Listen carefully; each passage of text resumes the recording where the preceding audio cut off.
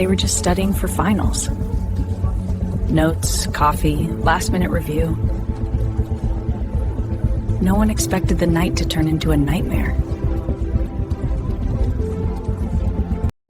In a matter of moments, confusion turned into fear. A routine study session became a campus-wide emergency. No one knew what was happening, only that something was terribly wrong. Ella Cook and Mukhammad Aziz Umurzokov were more than headlines. They were young lives full of promise, cut tragically short. This is the story of the Brown University shooting, a night that changed a community forever. Finals week. Coffee cups everywhere. Laptops cracked open. Stress through the roof. A room full of students doing what college kids do every single day. Flipping notes, whispering last-minute questions, counting down the minutes until it's finally over. And then gunfire. Not outside. Not down the block. Inside the building. Inside the room. Before we go any further, hit subscribe right now and turn on notifications bell. This is the crime chapter, and what you're about to hear is one of the most disturbing campus tragedies in recent memory. A story that flipped lives upside down in seconds and left behind way more questions than answers. Brown University, a name tied to prestige, brains, ambition, Ivy League dreams, futures in progress. That Saturday, the Barus and Holley Engineering Building had that finals week vibe, quiet, tense, focused. Students packed into a final exam review session, some stressing over grades, some thinking about winter break, some just trying to survive the semester. Nobody was thinking about staying alive. Then the first shot rang out. At first, confusion. People froze. Some thought it was construction noise. Something falling. No big deal. Then came the second shot. Then the third. And reality hit hard. This wasn't noise. This wasn't an accident. This was a shooting. Chaos erupted. Chairs scraped. People dropped to the floor. Others bolted. Screams bounced off concrete walls that had never heard fear like this before. Phones came out fast. Text sent mid-panic. Active shooter. I'm hiding. I love you. By the time police rushed in, 2 students were already gone. Their names would soon be everywhere. Ella Cook.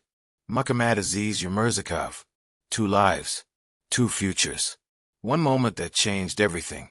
Ella Cook was just 19. A sophomore. Sharp, grounded, faith-driven. Friends said she never chased attention. It followed her. She was vice president of the campus Republican Club, but even people who didn't agree with her politics all said the same thing. She was respectful. She listened. She never made things toxic. Back home in Birmingham, Alabama, her church filled up with people who couldn't wrap their heads around it. They called her a bright light, someone who made a room feel warmer just by showing up. She came to Brown to build a future. She never got the chance. Mukhammad Aziz Umurzokov was a freshman, an international student, dreamed of becoming a neurosurgeon. His family said he was gentle, funny, brilliant, the kind of guy who made people feel seen without even trying. He was thousands of miles from home, chasing a dream most people never even attempt. And now his family was planning a funeral instead of a graduation. A GoFundMe and his name blew up overnight, not just out of support, but out of anger, shock, heartbreak, people desperate to do something with all that pain. Even Uzbekistan's Ministry of Foreign Affairs confirmed his death. This wasn't just a campus loss. It was global. 9 other students were hurt, some shot, some trampled in the chaos, some mentally scarred in ways no bandage can fix. As sirens tore through Providence, Brown went into full lockdown. Alerts hit phones all at once. Shelter in place. This is not a drill. Parents watched the news glued to their screens, refreshing nonstop, praying their kid's name wouldn't pop up next. For hours, everything was messy, confusing, terrifying. Police detained a person of interest, Benjamin Erickson, and the internet did what it always does. Speculation went wild. Screenshots, theories, accusations. Everyone wanted answers now. Then came the twist no one saw coming. Authorities let him go. No basis for suspicion, they said. And just like that, the case blew wide open into something way more unsettling. No confirmed suspect. No confirmed motive. No clear explanation. Just 2 dead students and silence. Investigators combed through the building inch by inch. Shell casings, ballistics, security footage, witness statements that didn't always line up because trauma messes with memory. Some students said they heard arguing before the shots. Others said it was instant. Some didn't see anything at all. They just ran. And that's what makes this case so chilling. There was no manifesto. No warning signs blasted online. No clear target. This wasn't a party gone wrong. This wasn't a late-night fight. This happened during a final exam review session, the place students felt safest. Which leaves the question still hanging in the air like a storm cloud. Why? Why that room? Why that moment? Why them? As vigils formed on campus, candles flickered in the cold night. Students stood shoulder to shoulder, some crying, some silent, all shaken. Photos of Ella and Mukhammad sat side by side. 2 smiles. 2 stories. Frozen in time. University officials talked about unity, healing, strength. But under all of it was a truth no one could ignore. Something went seriously wrong, and nobody yet knows how. The doors were locked. Phones were buzzing. Sirens were screaming outside. And inside that engineering building, students realized this was no drill. This was real. And someone had brought death onto campus. Before we go any further, subscribe to the Crime Chapter and turn on notifications bell. These are the stories people don't want you to forget. The first shots shattered more than silence. They shattered the illusion that elite campuses are immune to chaos. It was supposed to be a normal Saturday evening at Brown University. Final exams were closing in. Stress was high, coffee cups were everywhere, and students packed into the Barus and Holley engineering building for a review session. Laptops open. Notes spread out. Heads down. Nobody expected violence. Then bang. Then another. Then panic. At first, some students froze. Others thought it was construction noise. But when screams followed, reality slammed into the room. Chairs scraped the floor. People dove under desks. Phones came out. Hands shaking. Texting parents, roommates, anyone. There's a shooter. Campus alerts lit up phones across Providence. Lockdown. Run. Hide. Outside, police flooded the area. SWAT teams moved in fast. Streets shut down. Helicopters hovered overhead. Brown University, one of the most prestigious institutions in America, was suddenly a crime scene. Inside the building, 2 young lives were already gone. Ella Cook, 19 years old. Ella was a sophomore from Birmingham, Alabama. To her family and friends, she wasn't a headline. She was a force. Bright, grounded, faith-driven, a leader. She was vice president of the campus Republican Club, but people close to her say politics never defined her relationships. She was respected across ideological lines, something rare on modern campuses. Professors described her as thoughtful. Friends called her steady. Her church back home called her a tremendous light. She had plans, big ones. Law school, public service, a future that extended far beyond the walls of Brown. That future ended in a classroom. Mukhammad Aziz Umurzokov, freshman, aspiring neurosurgeon. Aziz was just getting started. 19 years old. Freshman year. Far from home. Originally from Uzbekistan, Aziz had come to the U.S. with dreams that felt almost unreal. He wanted to become a neurosurgeon. His family described him as kind to a fault. Funny, gentle, brilliant without ego. Friends say he helped classmates without being asked. That he checked in on people. That he carried himself with warmth, not arrogance. His family would later confirm his death through their Ministry of Foreign Affairs. An international loss felt far beyond Rhode Island. 2 students, 2 paths, 2 futures violently erased in the same place, the same moment. Chaos and confusion. As first responders rushed inside, 9 other students were injured, some critically. Blood-stained floors where textbooks and backpacks lay scattered. Trauma teams worked fast, knowing seconds mattered. Students were escorted out with hands raised. Some crying, some silent, some in shock. Parents across the country watched news alerts refresh again and again. Brown students huddled in dorm rooms, glued to social media, waiting for confirmation that friends were alive. The shooter? Unknown. A person of interest, Benjamin Erickson, was detained. For hours, speculation exploded online. Names trended. Rumors ran wild. But then silence. Police released him. No basis for suspicion. No motive. No confirmed suspect. No explanation. And that uncertainty hit almost harder than the tragedy itself. A campus on edge. By Sunday night, candles lit up campus walkways. Flowers piled up near the engineering building. A vigil formed, students holding hands, strangers hugging, tears flowing freely. Faculty members stood beside students. Political differences disappeared. International lines vanished. This wasn't about ideology. It wasn't about background. It was about loss. University officials spoke carefully. Law enforcement urged patience. The investigation was ongoing. Every word chosen with precision. But the questions wouldn't stop. Why here? Why during a review session? Was this targeted or random? Could it have been prevented? And perhaps the most haunting question of all. How does someone walk into a room full of students and decide to open fire? The internet reacts. Within hours, the case became national news. Some tried to politicize it. Others begged people to stop. Families pleaded for respect. Investigators asked for tips. Social media did what it always does, amplified everything. But beneath the noise, 2 families were preparing for funerals. Ella's church in Alabama filled with mourners. Stories poured out of kindness, leadership, faith. Aziz's family launched a GoFundMe to cover expenses. It surpassed its goal almost instantly. Excess funds were pledged to charity. 2 lives remembered not by how they died, but by how they lived. And still, no answers. As the days passed, one thing became painfully clear.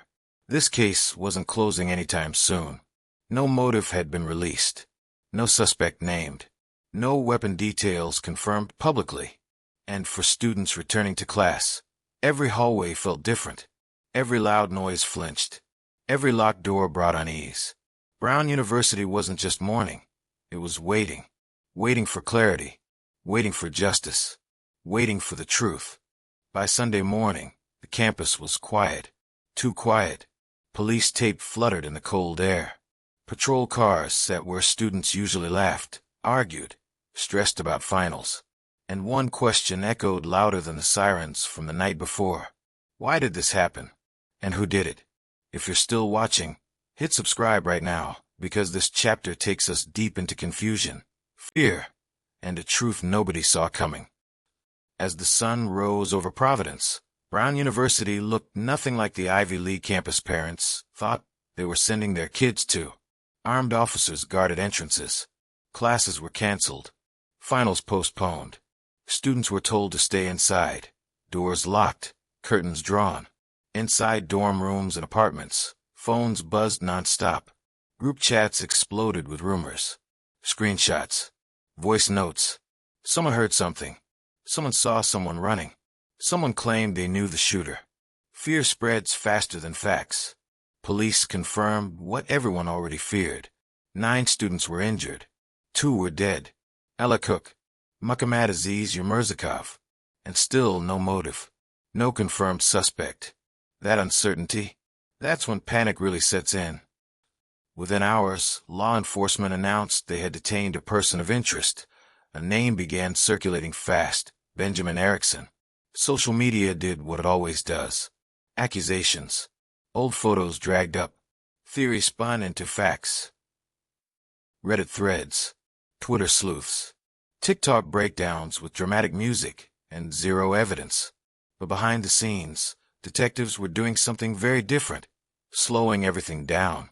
They reviewed security footage from every hallway, every entrance, every camera near Barus and Holley. They traced shell casings. They reconstructed the shooter's path step by step. And then came the announcement that shocked everyone. Benjamin Erickson was released. Police stated clearly there was no basis to hold him. Just like that, the internet's villain vanished. And the case, wide open again. That moment changed everything. Because now people weren't just scared, they were angry. Students wanted answers.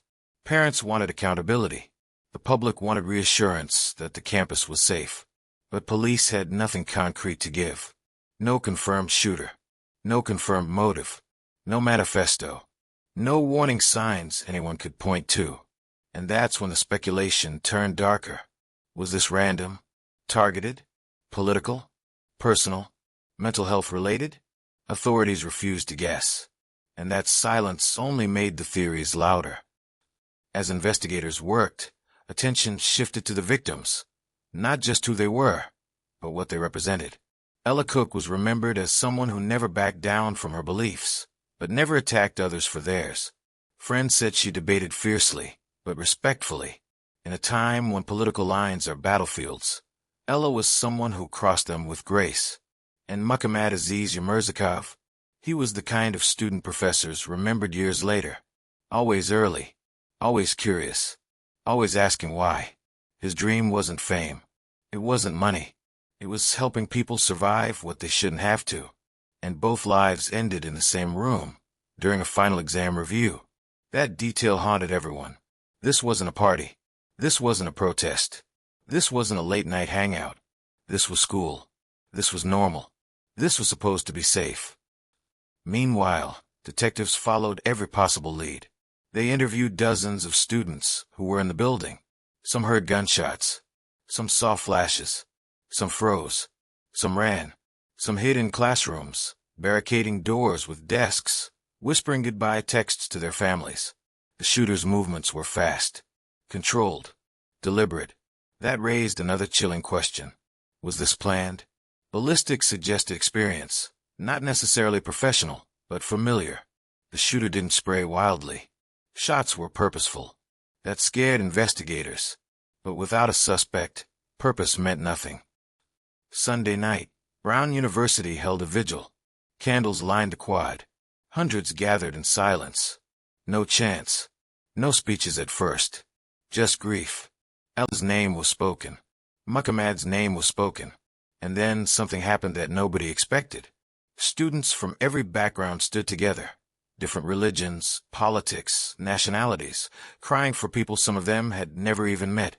That's when it hit hard. This wasn't just about two victims. This was about the illusion of safety shattering in real time. Behind closed doors, investigators faced pressure from all sides. Media demanded updates. Parents demanded timelines. The public demanded justice. But the truth was brutal. This case wasn't simple. No clear suspect. No clean motive. No instant closure. And history tells us, these are the cases that linger. The ones that leave scars long after the crime scene is cleared. As days passed, one thing became painfully clear. Whoever did this wanted chaos. And they succeeded. The shots stopped. The sirens faded. But for Brown University, and for two families, nothing would ever go back to normal. Because when the noise dies, the questions get louder. Before we finish this story, hit subscribe and turn on notifications bell for the crime chapter. We tell the stories that don't end when the headlines disappear. By Sunday night, the campus was quiet in a way that felt wrong. Not peaceful, hollow. The Barus and Holley engineering building stood dark, taped off, frozen in time. Students walked past it slowly, some holding candles, some holding hands, some just staring. Vigils popped up across campus. Photos of Ella Cook and Mukhammad Aziz Umurzokov were placed beside flowers, handwritten notes, and trembling prayers. Ella was remembered as a force of light, a sophomore from Birmingham, Alabama, a leader, vice president of the campus Republican Club, but friends were quick to say labels never defined her. She showed up. She listened. She treated people with respect even when opinions clashed. At her hometown church, speakers called her grounded, faithful, and a bright light. People nodded through tears because it rang true. Aziz, freshman, aspiring neurosurgeon, the kid who cracked jokes under pressure, the one who helped classmates study even when he was drowning in work himself. His family described him as the most kind-hearted person we knew. The kind of guy who remembered birthdays, who called home, who believed hard work could change the world. Uzbekistan's Ministry of Foreign Affairs confirmed his death, and messages of grief poured in from thousands of miles away. This wasn't just a campus loss. It was global. And then there were the injured, 9 students whose lives split into before and after. Some were hit by bullets, others by chaos, all of them by trauma. Hospitals worked through the night. Families waited by phones, refreshing screens, praying for updates. The phrase "stable condition" became the most important words in the world. Law enforcement faced a different kind of pressure. The public wanted answers, fast. Who did this? Why? How? A person of interest, Benjamin Erickson, was detained briefly. Social media exploded. Speculation ran wild. Names trended. Rumors multiplied. And then silence. Authorities released him, stating there was no basis to hold him. No charges. No confirmed motive. No suspect announced. That moment changed the tone. The fear didn't vanish, it shifted. Because uncertainty is heavier than closure. Students asked the same questions over and over. If not him, then who? If there's no motive, how do we make sense of this? Are we safe? Administrators tried to steady the ground. Emails went out. Counseling services expanded. Classes were postponed. Campus police increased patrols. Brown's leadership addressed parents and students directly, acknowledging the pain without pretending to have answers they didn't have. It wasn't perfect, but it was honest. And honesty matters when trust is shaken. Behind the scenes, investigators worked methodically. Ballistics, timelines, witness statements, digital footprints. The boring, grinding work that doesn't make headlines, but makes cases. They refused to rush, because in a case like this, getting it wrong would be another kind of violence. Meanwhile, the internet did what it always does, rushed ahead. Conspiracies popped up. Hot takes drowned out facts. People argued politics, while families buried their children. Friends begged others to stop speculating, to stop turning real lives into debate points. Some listened. Many didn't. At the vigil, none of that mattered. Candles flickered. Names were spoken. Silence stretched. A student read a poem about futures interrupted. Another talked about the sound of laughter in the library just days earlier. Professors stood with students, not as authority figures, but as humans. People cried openly. No filters. No edits. Just grief. What comes next is the hardest part, because there's no clean ending here. No neat resolution. No villain unmasked on the courthouse steps, at least not yet. There's only the slow work of healing and the uncomfortable work of prevention. Conversations about campus security, about mental health, about warning signs, about how a place built for learning can suddenly become a crime scene. There's also remembrance. Ella Cook will be remembered not for how she died, but for how she lived, principled, kind, unafraid to lead, respected across differences. Mukhammad Aziz Umurzokov will be remembered as the kid who wanted to heal brains, who loved his family, who believed in tomorrow. Their names now carry weight, not as symbols, but as people. And for everyone watching this, here's the truth we can't dodge. Tragedies like this don't announce themselves. They arrive on ordinary days, during exam reviews, in familiar rooms. That's why vigilance matters. Community matters. Speaking up matters. Looking out for each other isn't a slogan, it's survival. The investigation is ongoing. Answers may come, or they may take time. But one thing is certain, Brown University is changed. The students are changed. The families are changed. And the responsibility to remember, to do better, belongs to all of us. If this story stayed with you, subscribe to the Crime Chapter and turn on notifications bell. We don't chase shock, we honor truth, victims, and the questions that deserve answers. Because when the sirens fade, the story isn't over. It's just beginning.